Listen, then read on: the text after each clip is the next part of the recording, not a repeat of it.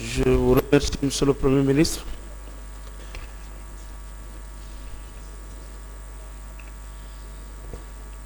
Monsieur Fall,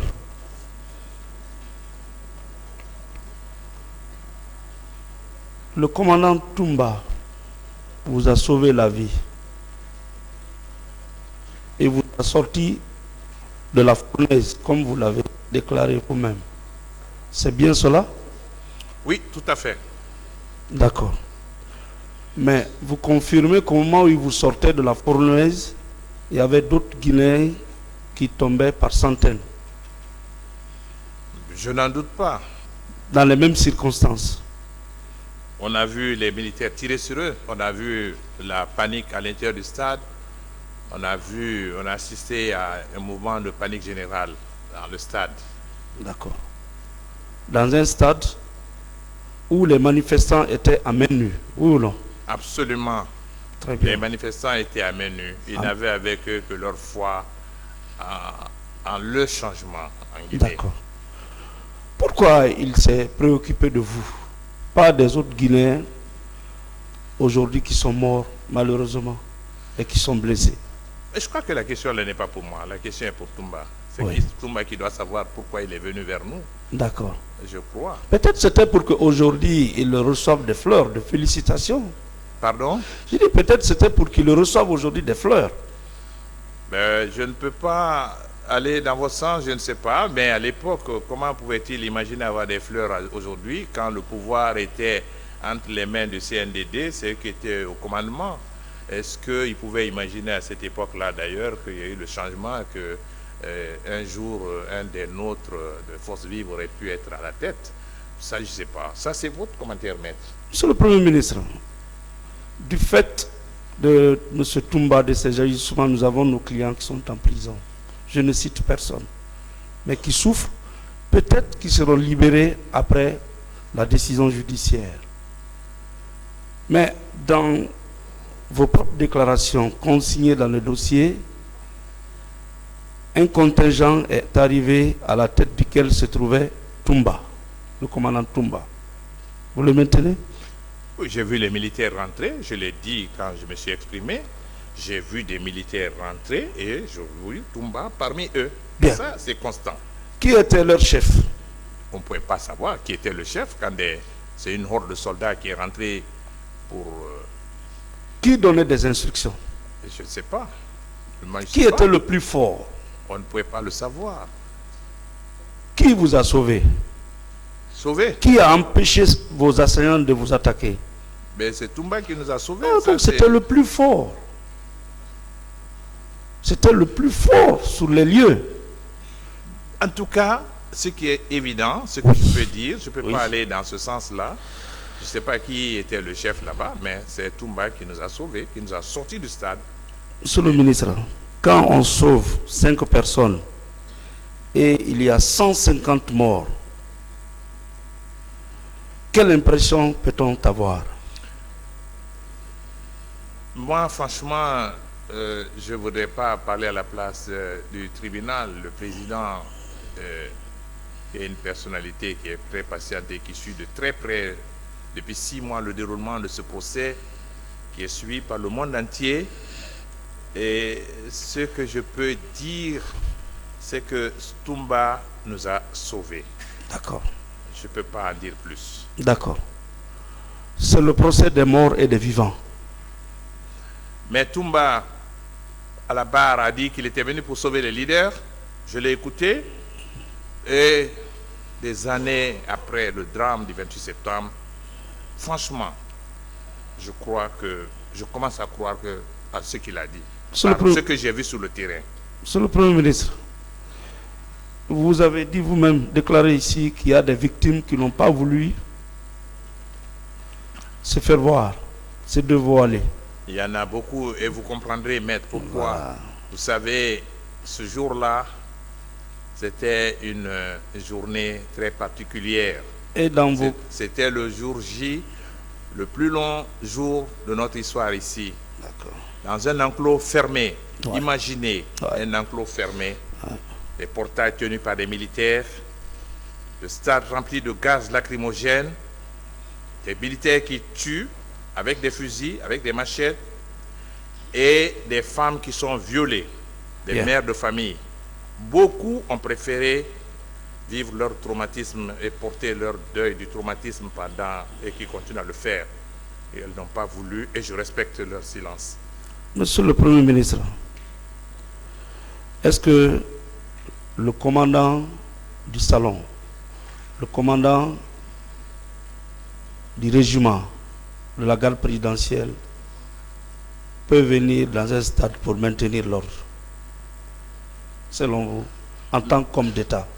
Mais vous savez, moi je ne connais pas le commandant du salon, je ne connais pas le commandant de la Légion, vous avez dit.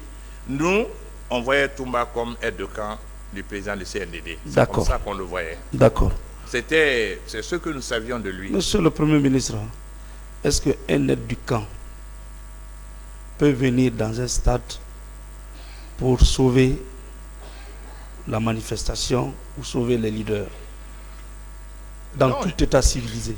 Non, je ne suis pas dans cette logique. C'est Toumba qui l'a dit. C'est lui qui a dit devant le tribunal que lui il est venu pour sauver les leaders politiques.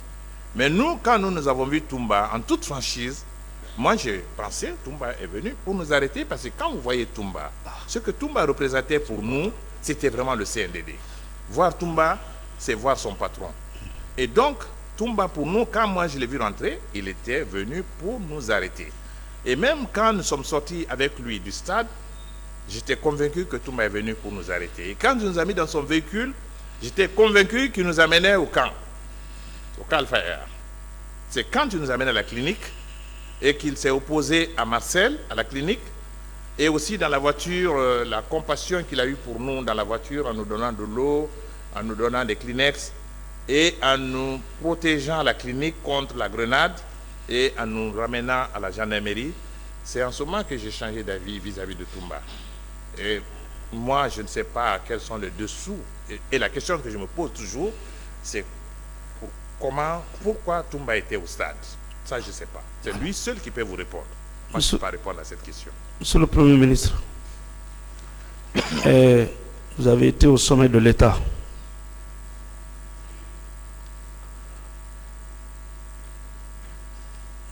Quand vous avez vu le contingent rentrer à la tête duquel se trouvait le commandant Toumba, vous l'avez dit il y a 1 minute dans votre esprit. Votre prédécesseur aussi l'avait dit, c'était pour venir vous arrêter, oui ou non?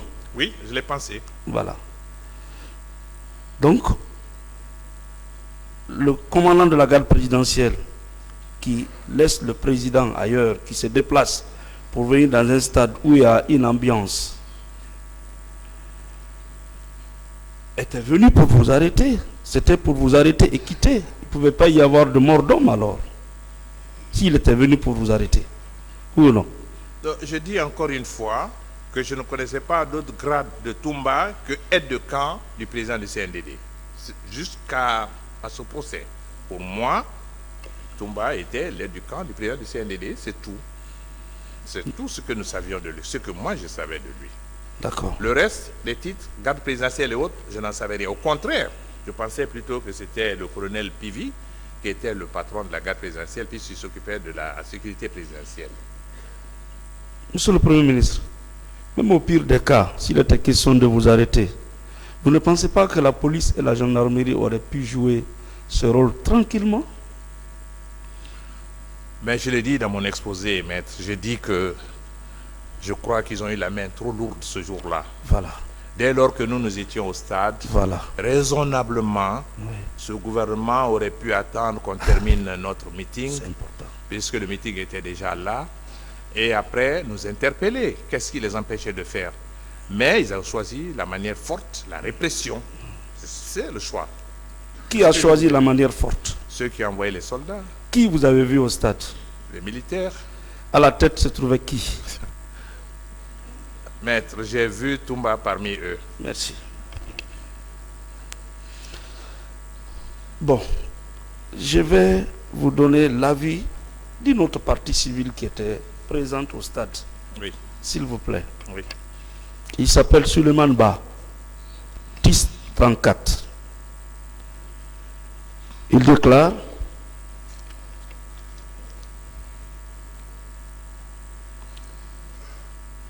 j'ai vu des agents venir vers moi. À la tête de ces agents, il y avait Toumba Diakité. Lorsqu'ils sont venus en face de moi, j'ai pris le courage et je me suis adressé à eux. J'ai dit, regardez tout ce monde qui est en train de tomber comme des pigeons. Tout se paye dans la vie. Vous tirez sur les innocentes personnes désarmées. Regardez la pelouse. Il n'y a que des morts et des blessés. Regardez sur le gradin. Il y a des morts et des blessés. En disant c'est grave, c'est très grave. Ce que vous faites, et je disais auprès de Toumba, qui croisait les bras. Et ces agents m'ont bien écouté. Toumba a rétorqué en disant à ses agents, occupez-vous de lui. Alors ils sont venus au nombre de 6. J'ai résisté. Le premier qui est venu vers moi m'a arraché mes téléphones. Et j'ai réagi en tenant. Et j'ai persisté. Toumba lui a dit, rends mes téléphones. Et il les a rendus. Au moment où je mettais mes téléphones dans ma poche, un second agent m'a donné un coup sec de crosse au milieu de ma tête. Je me suis effondré. Alors tous sont venus et me tapaient sur moi, sur mon corps. Et je suis tombé en inconscience. Ils m'ont laissé croyant que j'étais mort au milieu des cadavres. Ça, c'est un militant que vous avez conduit au stade et qui parle des agissements de Toumba. Que répondez-vous? Non, je n'ai pas de commentaire particulier sur cela. Moi, je ne l'ai pas vu. Vous savez, maître, moi j'ai vu des assaillants au stade. Quel intérêt aurions-nous pour dire qu'un assaillant a été bon? Des gens qui sont venus au stade, quel intérêt on avait? Moi, je ne l'ai pas vu tuer quelqu'un. Je ne l'ai pas vu avec une arme. Je ne l'ai même pas vu avec un gourdin. Ce que j'ai vu, il est venu, il nous a sortis du stade, il nous a conduits à la clinique, il nous a déposés à la gendarmerie et pendant qu'il nous transportait, il a eu beaucoup de compassion pour nous. Il n'a pas échangé avec nous, à l'exception de la seule réponse qu'il a donnée à Sidia Touré quand Sidia lui a demandé s'il était docteur. Il a dit oui, qu'il est médecin. On n'a pas échangé avec lui, il nous a donné de l'eau. C'est tout ce que je retiens de Toumba. Ceux qui étaient au stade, chacun a sa version. Bon, nous n'étions plus là. Je ne sais pas si quand il nous a déposé les repartis au stade ou non, ça je ne peux pas le dire non plus. Mais le temps que nous, on a été au stade, ce temps-là, jusqu'à la clinique, jusqu'à l'état-major de la gendarmerie, ce que j'ai vu, c'est ce que j'ai expliqué au tribunal. Le tribunal appréciera. Vous avez parlé de fausses communes dans votre déposition. Je dois aussi souligner qu'il y a eu de nombreux et même des fausses communes qui ont été préparées notamment lorsque les autorités ont compris que la communauté internationale s'était saisie du problème. Je ne connais pas les lieux de ces fausses communes, mais certains disent qu'ils seraient au camp Alpha Yaya et à l'aviation militaire. Monsieur le Premier ministre, après les événements, vous êtes devenu membre du gouvernement, non? Oui, tout à fait. Ministre des Affaires étrangères. Oui. Vous avez cherché à vérifier cette information pour aujourd'hui que le peuple soit édifié? Le dossier du 28 septembre, j'ai été dans le gouvernement qui est venu après, j'ai été secrétaire général à la présidence. J'ai été ministre des Affaires étrangères. Sur ces 5 ans, j'ai fait le premier mandat du président Alpha. Mais je crois que je ne partageais pas la position du gouvernement sur l'affaire du 28 septembre. Parce qu'entre-temps, moi, je faisais des déclarations sur le 28 septembre. Moi, je faisais des publications sur le 28 septembre. J'ai toujours réclamé la justice pour le 28 septembre. Je n'ai pas varié. Mais je n'avais pas la charge de faire des enquêtes.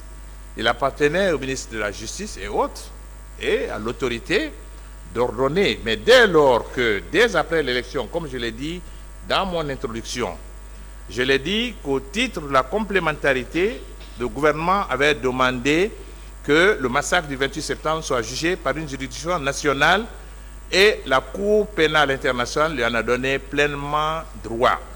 Donc il appartenait au gouvernement d'organiser le procès et moi, je n'étais pas ministre de la Justice. Il ne m'appartenait pas donc de rentrer dans ces détails. Mais la différence, tout le monde le sait, en Guinée, je n'ai jamais arrêté de parler du massacre du 28 septembre. Jamais. Je l'ai toujours fait. J'en ai toujours parlé. Je n'oublierai jamais le souvenir de cette journée. Je n'oublierai jamais ce que les femmes ont enduré ce jour-là. Je n'oublierai pas les jeunes qui sont morts là-bas, qui n'ont rien fait, qui aspiraient seulement à la liberté, au changement. Et on les a massacrés. Jamais je n'oublierai. Et c'est la raison pour laquelle je ne me suis jamais tué. Tous mes interlocuteurs, qui soient ici ou à l'extérieur, tout le monde sait que j'ai toujours parlé du 28 septembre. Mais je n'étais pas en charge de la justice. Et dès lors que le gouvernement avait décidé qu'il allait créer cette juridiction nationale, il appartenait maintenant au ministre de la Justice de prendre le devant. Malheureusement, ça a pris 13 ans. Et vous savez comment ça s'est passé. Voilà. Il a fallu attendre le changement du 5 septembre pour que le nouveau gouvernement, les nouvelles autorités aient le courage de rouvrir ce dossier rapidement et de mettre en place une juridiction nationale compétente que j'ai devant moi, que j'apprécie, pour juger de cette affaire. C'est la première fois en Guinée de voir cette pléiade d'avocats. On n'a jamais vu ça dans ce pays. Il y a eu beaucoup de massacres, plus de crimes de masse ici. Mais je suis très heureux, comme je l'ai dit, de voir la jeunesse de ce tribunal-là et de voir des gens compétents qui sont là, des avocats chevronnés. Ça, c'est un exemple qu'on donne. Ce que j'aurais souhaité, moi. Et je crois que la réalisation, le jour où j'ai appris que le procès va se tenir, j'ai fait un tweet. Vous pouvez le retrouver dans mes tweets. Mais à l'époque, ce n'était pas à moi de décider. Voilà, maître. D'accord. Monsieur le Premier ministre, votre combat, c'était d'éviter la candidature militaire. Vous êtes arrivé au stade parce qu'il y avait des velléités. Vous l'avez dit. Dieu aidant, ces velléités sont passées. Le pouvoir est revenu aux civils. Vous avez été ministre secrétaire à la présidence. Donc, le tout du président, en un mot, est ministre secrétaire général à la présidence de la République. Vous n'avez pas pu inciter notre justice à organiser ce procès. Au moment où tout était frais, les indices étaient là. Parce que moi, quand je passe devant le stade, j'ai la chair de poule. Tout a disparu. C'est ma dernière question. Vous êtes parti au stade. Dieu vous a sauvé. Dieu vous a donné le pouvoir. Pourquoi n'avez-vous pas organisé le procès? La politique, le droit discipline la politique, mais ne le domine pas, ne la domine pas. Quelle que soit la force du droit, elle peut discipliner la politique, mais ne peut jamais dominer la politique. Vous êtes arrivé, ministre secrétaire général à la présidence, ministre des Affaires étrangères, fonctionnaire international. Pourquoi vous avez fait attendre à la Guinée 13 ans avant que cette juridiction ne voie jour et que ce jugement n'ait lieu? Je vous remercie, c'est ma dernière question. Merci, maître. Vous savez que j'ai beaucoup de respect pour vous, beaucoup d'admiration. Et je pense que vous savez pourquoi. Mais je vais vous dire que même ministre de secrétaire général de la présidence et ministre des Affaires étrangères, cherchez et vous trouverez. Je suis le seul membre du gouvernement qui parlait du 28 septembre. J'ai publié des textes sur le 28 septembre en étant membre du gouvernement. Je l'ai fait. parmi ceux qui sont ici, ils sont là, certains l'ont lu. Je n'ai jamais cessé de le faire. Donc, si ça ne dépendait que de moi, le procès du massacre du 28 septembre se serait tenu il y a très longtemps. J'étais un avocat de la tenue de ce procès. Je n'ai pas été écouté, certainement que ça a pris du temps. Et j'étais très heureux quand le ministre Sako est devenu ministre de la Justice. Et on est resté au gouvernement quelques mois, malheureusement, ensemble. Mais celui qui a fait avancer ce dossier, il sait ce que je lui disais. Mais je n'avais pas le pouvoir d'organiser ce procès. Si je l'avais, ce procès aurait été tenu par une juridiction nationale depuis très longtemps. Mais je n'ai jamais perdu espoir parce que je savais que ce sont des crimes imprescriptibles et que tôt ou tard, si le gouvernement ne le faisait pas, la CPI allait s'emparer du dossier. C'est clair, parce que c'était leur dossier. La juridiction nationale qui est ici aujourd'hui, je salue la tenue de ce procès par une juridiction nationale, mais je sais que c'était le dossier de la Cour pénale internationale. Et c'est le sens de la complémentarité qui a fait que le procès a été délocalisé, et à juste raison, pour que ce soit une juridiction nationale compétente qui puisse juger de cette affaire-là. Ce dont je m'en félicite sincèrement. Mais si on n'avait pas fait ce procès, la CPI aurait pu commencer à reprendre ce dossier en main. Et ça grinçait déjà. Ça commençait. Et quand le ministre Sako était là, il a eu plusieurs contacts avec la CPI. Et moi-même, ministre des Affaires étrangères, j'ai longuement parlé avec le procureur de la CPI. Tous savaient que si ça ne dépendait que moi, bien qu'étant à l'intérieur du gouvernement, je faisais peut-être la différence. J'étais un militant du procès du massacre du 28 septembre. Je ne l'ai jamais caché.